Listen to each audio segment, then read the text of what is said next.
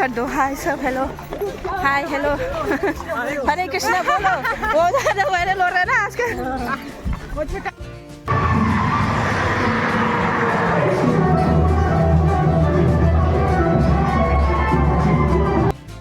hello ma'am ma'am कमाई तौरीगे ma'am कुई उनदबा ऐसु video थागतबसे फनदी कुई मारेको था मुक्ति फाजलकदौर मारे वीडियो से थागतबसे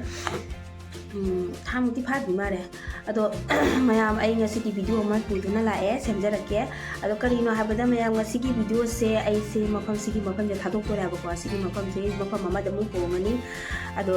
दुगी होंगबदो मैम आई से पैकिंग तोबो हगोत्रो मनाबा पैकिंग तोबो से हगोलानी हौजिकती आई गे नेदी पैकिंग तोबो से मतम संगेदनको अदो खतंग बुदी वाली मतम सकदबसे अदो सो आई पैकिंग तोबो से स्टार्ट तो खलगे अदो मैम जो सुजुम जेंगलके अदना मैम जो खंगनजरके अदना शेयर तोरके ना अदो सेमजरपनी वीडियो से अदो नहानगे वीडियो से थागतबगी मरमनी केना द वीडियो से सेमनिंगाय सु कंटेंट से अमता लैतबा अदुगी मथक्ता अदो वीडियो से सेमगदबसुने सेमनिंग पोक्तबा कइना द वीडियो से व्यूज अमता लागते नोआइते व्यूज लागत्रदि वीडियो सेमबसे तल्ली अदुना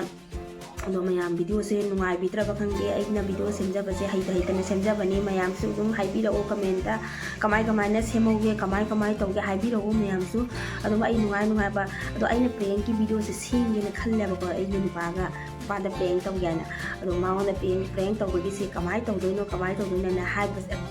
तौम से खंगबा ngamdraba करि सेमसिगे कमाय तौसिगेना अदो अदुगी सु वीडियो प्रेंक की वीडियो सु लाकनी दुम गाइबियो मैम अदो अइ तपना सुम आई सिगे नत्र सुम आद मफम दो होगा आद चलगा अदोगा तौरपसु मैम सु आई वीडियो से लेफ्टना जेंबियो नुआइद्रसु खबद खरे खजे कितंग जेंबिरगा अदुम स्किप तौरगा जेंबियो नत्रगना अदुम नुआइरगदि फुल वाश तौबियो अंगांग स्कूल चखरे मासु ड्यूटी चखरे अदो आई हौजिक से पैकिंग तौबा हौगलगे अबको अदो पैकिंग तौबा हौगलनी द मैम सु जेंमिनासी पैकिंग तौबा हौगटपगी ऐसे फिरोन गोदरेजतगी फिरोन ऐगी कई पोचै पोरांग लैबा मैम सिंगदो सिंसे लोइना लौथोरे सिदा अदो सिना अइना मेदी असिगी बैग सिना पेपर की बैग ने बको असिगे साप तंबी खियाबा अदुगी पेपर बैग तुनी असिसे अइना साखिबनी असिगी मनुंगदा अइना लैथि संफापी मसल फानबदो अदु हापसना थमियाबको अदो हापसना थम्बदो सिसे लोइना टेक्तना लैरमे अयाबा खरा यावी यादबा सिंदुदी अदुम सिदा लंगदोअमनी अयाबा खरा दुदी अदुम पुरनी अदो फिरोन से यामकनो हाबसु यादे अदुम लैरबनिना फिरोन से अदुम लैसल अदुम अमनिनो लैसलकपदा अदुम हाइदि जामखटखिबा खंगौदे अदुम लांगी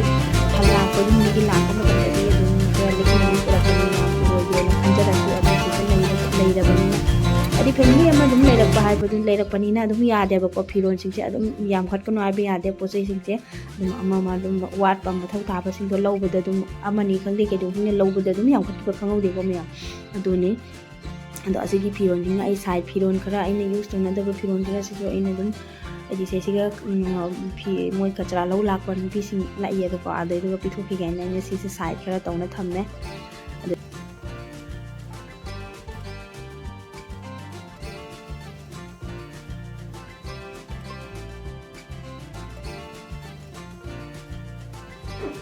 सी बैग से फनादी चावनेबको असी पूरा फुल लोरा असी पूरा फुल लोरे असी चारिबा पोट मैम ने सिगेसु हापकदबा मैम अमा लैदी तदी सिगेसु बैग लाइरे सिगेसु हापकनी अदो सिगेसु मैम लेरे सिना डेली यूज की फी ngataneबको असी सिंगसिसु लोइना जोमक तोरिनी लैरे सिदी खाली हो रहा से खाली हो रहा यूज तौगदबा मनिदि से मखादा खुंगुप ngataneबा लैरे सिंदिको मखादा खुंगुप लैरे बैग सु लैरे असि सुजोंगदबा वाले मैम लैरे पोसै से हापम खंगद्रे मथक्तसु फी खरा लैरे सिदी यूज तौनबागी फीने सिनी सिदसु पोसै मैम लैरे सिना करी कुती नातीने मैम वाले फी जोंगदबा मैम असिदना मागी ड्रेसिंग से हापगबको माय फुल ड्रेसिंग से हापसन लगे The next day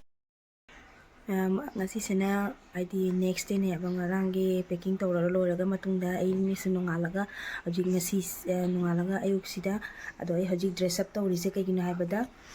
dress set ꯈꯣꯠꯅ ꯇꯧꯔꯤꯁꯦ ꯀꯩꯒꯤꯅꯣ ꯍꯥꯏꯕꯗ ꯉꯁꯤꯁꯦ ꯔꯦꯁ ꯇꯧꯗꯣꯏ ꯔꯦꯁ ꯍꯥꯏꯗꯤ ꯋꯥꯛꯀꯤꯡ ꯇꯧꯗꯣꯏꯅꯦꯕ ꯑꯗꯨꯝ ꯋꯥꯛ ꯇꯧꯔꯒ ꯆꯠꯇꯣꯏꯅꯦ ꯋꯥꯛ ꯊꯣꯟ ꯍꯥꯏꯕ꯭ꯔꯥ ꯀꯩꯅꯣ ꯑꯩꯁꯨ ꯈꯪꯗꯦ ꯃꯃꯤꯡꯗꯣ ꯀꯔꯤꯅꯣ ꯑꯩ ꯒ꯭ꯌꯥꯟ ꯇꯥꯗꯦ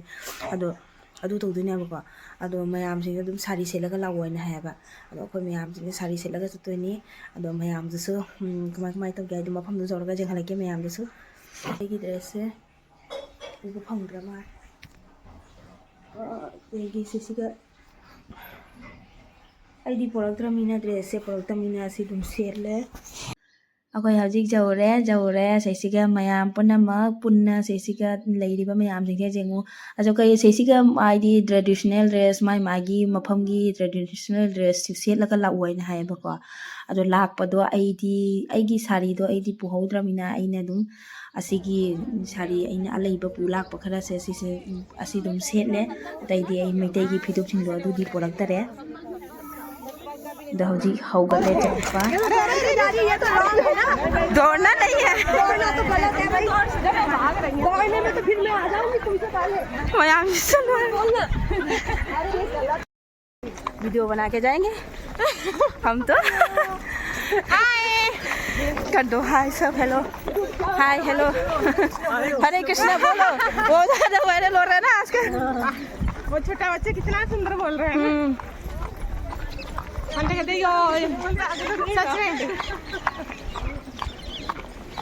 ꯑꯩꯈꯣꯏꯒꯤ ꯃꯃꯥꯡꯗ ꯃꯤ ꯃꯌꯥꯝ ꯑꯃ ꯆꯤꯡꯈꯠꯅꯈ꯭ꯔꯦꯕꯀꯣ ꯆꯦꯟꯕ ꯌꯥꯗꯦꯅ ꯍꯥꯏꯔꯒ ꯋꯥꯛ ꯇꯧꯔꯒ ꯑꯗꯨꯝ ꯆꯠꯇꯣꯏꯅꯦꯕꯀꯣ ꯑꯗꯨ ꯃꯣꯏꯗꯤ ꯑꯉꯝ ꯇꯥꯟꯕꯒꯤ ꯃꯩꯅ ꯆꯤꯡꯈꯠꯅꯈ꯭ꯔꯦ ꯃꯌꯥꯝ ꯑꯃ ꯆꯤꯡꯈꯠꯅꯈ꯭ꯔꯦ ꯑꯗꯣ ꯁꯤꯁꯤꯒ ꯑꯩꯗꯤ ꯋꯥꯛꯀꯤꯡ ꯇꯧꯔꯒ ꯑꯩꯒ ꯑꯩꯈꯣꯏ ꯃꯌꯥꯝ ꯃꯅꯤꯡꯗꯁꯨ ꯃꯌꯥꯝ ꯑꯃ ꯂꯥꯛꯏ ꯑꯁꯤꯅ ꯑꯩꯈꯣꯏ ꯃꯌꯥꯏ ꯋꯥꯏꯔꯞꯇꯅꯤ ꯂꯩꯔꯤꯁꯦ ꯑꯩꯈꯣꯏꯅ ꯆꯠꯂꯤꯁꯦ ꯃꯌꯥꯏ ꯋꯥꯏꯔꯞꯗꯤ ꯃꯅꯤꯡꯗ ꯈꯨꯌꯥꯝ ꯂꯥꯎꯔꯤ ꯃꯃꯥꯡꯗ ꯃꯌꯥꯝ ꯂꯥꯎꯔꯦꯕꯀꯣ ꯃꯃꯥꯡꯗꯁꯨ ꯈꯨꯌꯥꯝ ꯆꯤꯡꯈꯠꯅꯈ꯭ꯔꯦ